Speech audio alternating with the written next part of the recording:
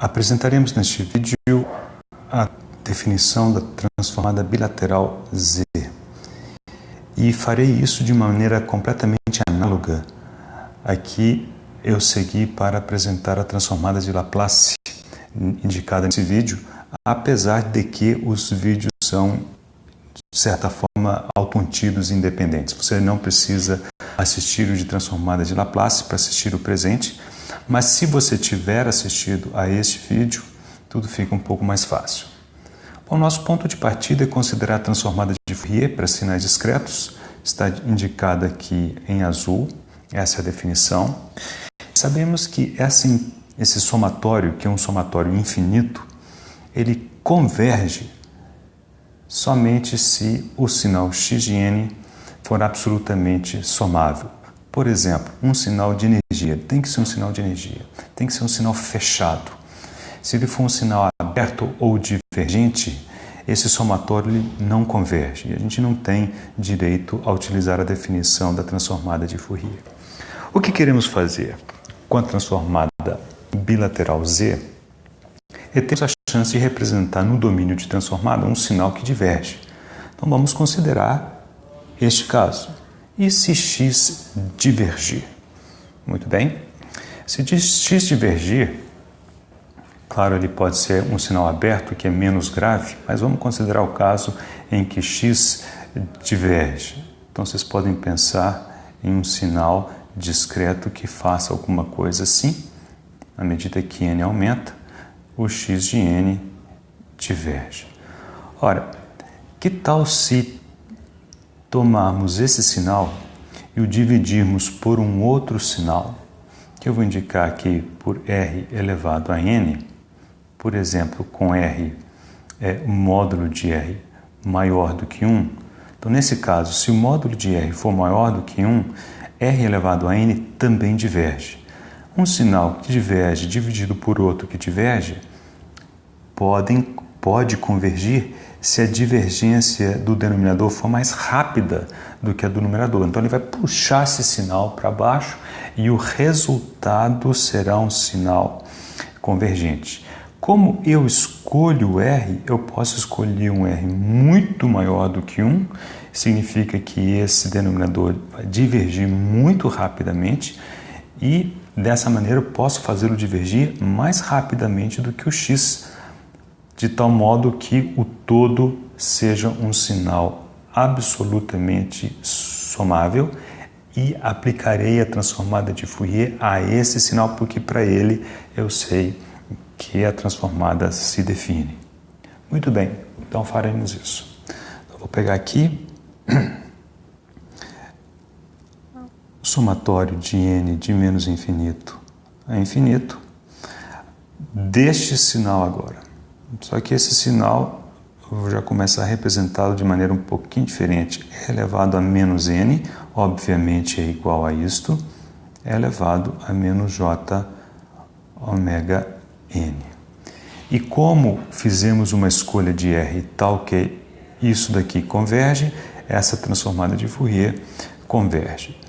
Contudo, observe que isso aqui já não é mais a transformada de Fourier de x, mas é a transformada de Fourier de x de n vezes r elevado a menos n. E como r é um parâmetro que eu preciso escolher bem para que exista, essa transformada, esse x, também vai depender agora de r, e por enquanto eu vou representar isto da seguinte maneira. Okay? Muito bem? Somatório, nós ainda vamos mexer um pouquinho mais nesta expressão. Eu vou manter o x de n aqui e agora nós vamos juntar essas duas parcelas. Eu vou colocar o r multiplicando o elevado a j ômega n. Aliás, o n eu vou deixar de fora. Eu vou colocar menos n aqui. Observem que rigorosamente essa expressão é igual a essa. R elevado a menos n é elevado a menos j ômega vezes n. Muito bem. Olhando para essa parcela que está dentro do parênteses, o que observamos é que é um número complexo representado em sua forma polar. Módulo R, fase ômega. Okay? Isso daqui é um número complexo que chamaremos de Z pequeno. Portanto, nós vamos reescrever esse somatório de uma forma bastante simples, que é assim: xn,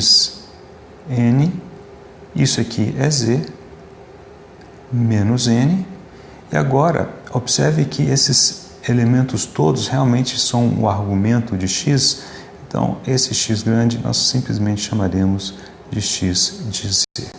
E aqui está a definição da transformada z bilateral. Bilateral porque esse somatório vai nas duas direções, do menos infinito ao infinito. Observemos, para terminar essa primeira parte, que essa transformada z, ela coincide com a transformada de Fourier se R for igual a 1, a transformada z coincide com a transformada de Fourier. Mas a que lugar geométrico corresponde R igual a 1? Ora, no plano Z, então, real, imaginário, esse é o plano Z. Os números representados na forma polar com módulo igual a 1 estão sobre essa circunferência de raio unitário. Ou seja, no plano Z, se avaliarmos a sua transformada Z sobre a circunferência de raio unitário, o que teremos é a transformada de Fourier. Se nessa região o sinal convergir, a transformada de Fourier ela existe, se não, ela não existe. Veremos isso ilustrado agora em alguns exemplos. O primeiro exemplo é uma exponencial discreta. E nesse exemplo temos α elevado a n, U de n, em que o de n é o degrau unitário discreto que está escrito aqui, representado graficamente apenas para lembrar. Vamos aplicar a transformada z a esse sinal. Então, x de z, agora eu vou pegar o que acabamos de derivar na página anterior, o sinal que é α elevado a n, U de n. Faltou aqui z elevado a menos n. Como esse sinal, U de n, que está indicado aqui, ele zera todos os valores anteriores ao zero, não temos necessidade de somar desde o menos infinito, uma vez que do menos infinito até o zero nada contribuirá para o somatório, eu posso começar diretamente do zero. E aqui podemos eliminar o uso do degrau e temos isto. Bem, isso aqui ainda pode ser escrito da seguinte maneira: infinito alfa z a menos 1, tudo isso elevado a n.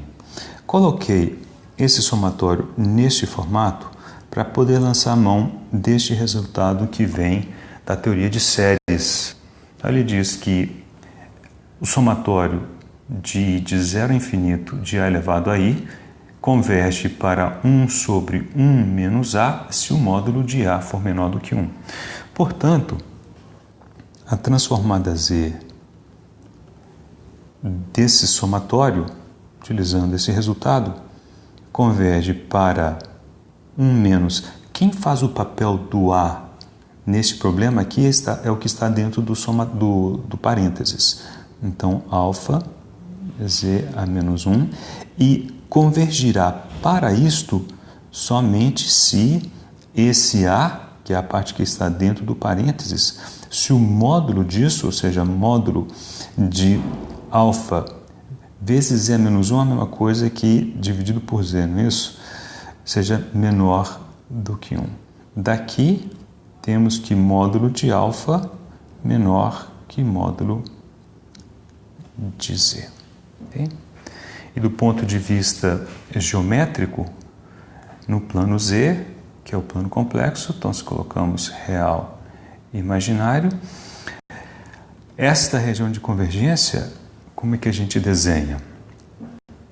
Lembre-se que o módulo do número complexo corresponde a uma circunferência, e eu estou dizendo que isso aqui, módulo de z, tem que ser maior do que alfa, então desenhe aqui uma circunferência de raio alfa, e a região de convergência é essa parte módulo maior do que alfa, ou seja, qualquer número complexo nessa região achureada tem módulo maior do que alfa. Muito bem, passemos para o próximo exemplo. Vocês vão tentar lembrar deste resultado, porque nós compararemos isso no próximo exemplo. O próximo exemplo é um sinal exponencial, também em que troquei o sinal aqui, mas principalmente eu multiplico por o degrau unitário, o menos n menos 1. Vamos desenhar esse sinal. Nesse sinal, o de menos n corresponde ao sinal do degrau unitário espelhado em torno do zero. Então, ele aparece aqui. Só que esse sinal eu ainda tenho que fazer esse deslocamento menos 1. Como este sinal aqui já está virado para a esquerda, subtrair o número positivo corresponde a deslocar isso aqui para a esquerda. Então, imagine que eu pegue isso tudo aqui e desloque para a esquerda. Isso corresponde a esse sinal. Então, aqui temos o sinal assim. Observe que esse é um sinal aberto à esquerda. Ele caminha no sentido negativo. Daqui a pouquinho nós usaremos esse resultado. Então, vamos simplesmente aplicar a definição da transformada z bilateral que obtivemos na primeira página. Tá, aqui é menos infinito a infinito. Do sinal, que é menos, já vou colocar o menos lá de fora aqui, alfa elevado a n, u menos n menos 1, z menos n. Vamos mexer nos limites do somatório. Observe essa figura. Os limites do somatório de menos infinito a infinito, nós não precisamos fazer o somatório de zero para o infinito. Eu só preciso fazer do menos infinito até o menos 1. Então, n de menos infinito até menos 1, alfa elevado a n, z elevado a menos n. Ok? Muito bem.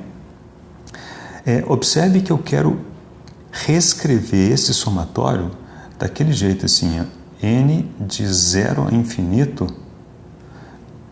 de a elevado a n, alguma coisa desse jeito, para usar o resultado que vimos lá na página anterior, que era alguma coisa assim, né? Isso para módulo de a menor do que 1. Tá? Então, eu preciso mexer nesses limites até chegar aqui. Bom, a primeira coisa que eu vou fazer, observe que aqui o n só assume valores positivos. Vamos fazer isso acontecer aqui.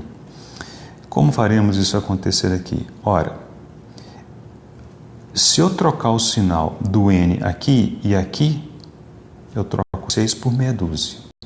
Tá? Então, faremos isso. Aqui eu vou colocar alfa menos n, z elevado a n, e eu vou trocar o sinal dos n's aqui. Então, ou seja, corresponde a começar no 1 e ir até o infinito. Estou quase lá. A diferença é que eu preciso ter um somatório que comece em 0. Faremos isso. Então, eu vou pegar esse somatório. Agora, preste atenção. Vou começar do 0 na marra menos n, z elevado a n.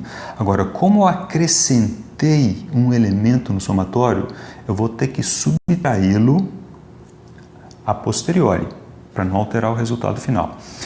Eu vou subtrair, mas como o somatório gera números negativos, então menos com menos dá mais. E qual é o valor que eu acrescentei ao fazer n igual a zero? É só colocar 0 aqui, vocês veem que é 1. Então pronto, esse aqui é o resultado e agora sim eu posso utilizar este resultado para dar um valor a essa parcela. Então essa parcela, deixa eu começar com esse 1 menos, esse somatório ele converge para 1 sobre 1 menos A. Quem que é o A?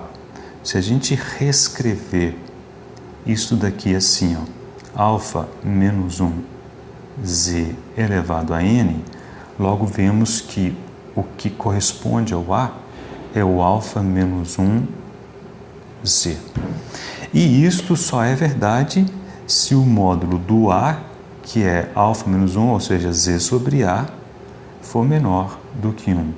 Ou, em outras palavras, módulo de z menor do que módulo de A. Tá? Vamos fazer algumas continhas aqui. Eu posso tirar o mínimo múltiplo, então eu tenho aqui 1 menos alfa menos 1z, multipliquei por aqui, menos 1, isso tudo por 1 menos alfa menos 1z.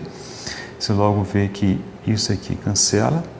E se eu dividir tudo por isto, de modo a ter um numerador igual a 1, eu vou chegar no seguinte resultado: 1 menos alfa z a menos 1, que, como vocês se lembram, é exatamente a mesma que encontramos na página anterior, mas com a diferença que agora a região de convergência é módulo de z menor do que módulo de A.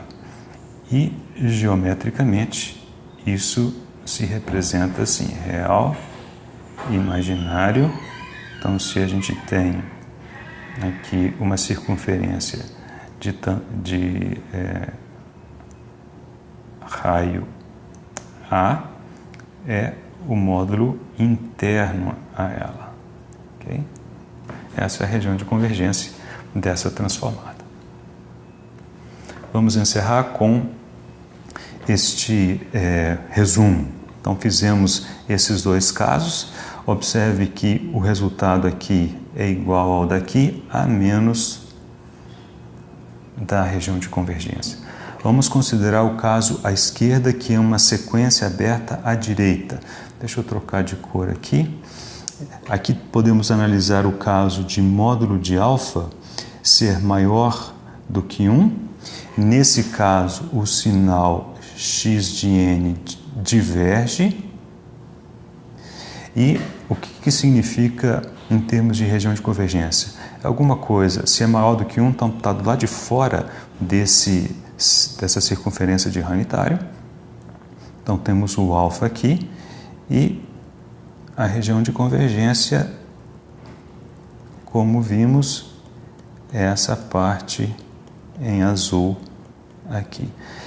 Como ela não inclui a circunferência de raio unitário, esse sinal não tem transformada de Fourier, o que sabemos ser verdade, uma vez que é um sinal que diverge. Vamos trocar de cor, pegar um vermelho básico aqui. Vamos considerar o caso de módulo de alfa seja menor do que 1. Então, sabemos que x de n, nesse caso, converge.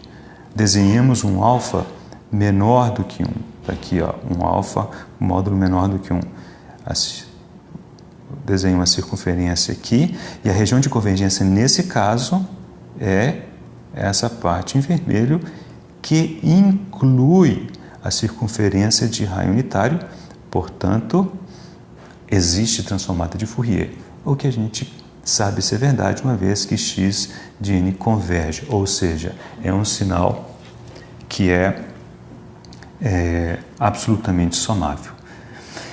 Observem aqui que as regiões de convergência são semidiscos abertos ao infinito. Isso corresponde a sinais que fluem em tempo positivo, ou seja, sinais abertos à direita. Vamos considerar agora o resultado para sinais abertos à esquerda. Se eu pegar módulo de alfa maior do que 1, nesse caso, esse sinal x de n, ele converge porque ele flui para a esquerda. Então, se a gente pensar alguma coisa assim, observe que ele divergiria se a gente fosse nessa direção, mas nós estamos indo na direção oposta, estamos indo nessa direção. Então, ele converge porque está aberto à esquerda. Então, mostramos aqui um alfa maior do que 1, círculo de raio unitário, círculo com raio alfa e módulo de Z menor do que módulo de alfa. Moral da história. Região de convergência para esse caso é aqui e isso daqui inclui a circunferência de raio unitário. Portanto, esse sinal, esse caso tem transformada de Fourier, porque nós pegamos esse sinal daqui para cá, vocês estão lembrados? Por causa desse produto, e essa parte é, claro, absolutamente somável. Por fim, se o módulo de alfa for menor do que 1, x de n diverge. Isso corresponde a considerar um alfa com módulo menor do que 1, círculo aqui com raio alfa, e pegar a parte de dentro. Como essa região de convergência em azul não inclui a circunferência de raio unitário, esse sinal que diverge efetivamente não tem transformada de Fourier, como a gente já poderia imaginar.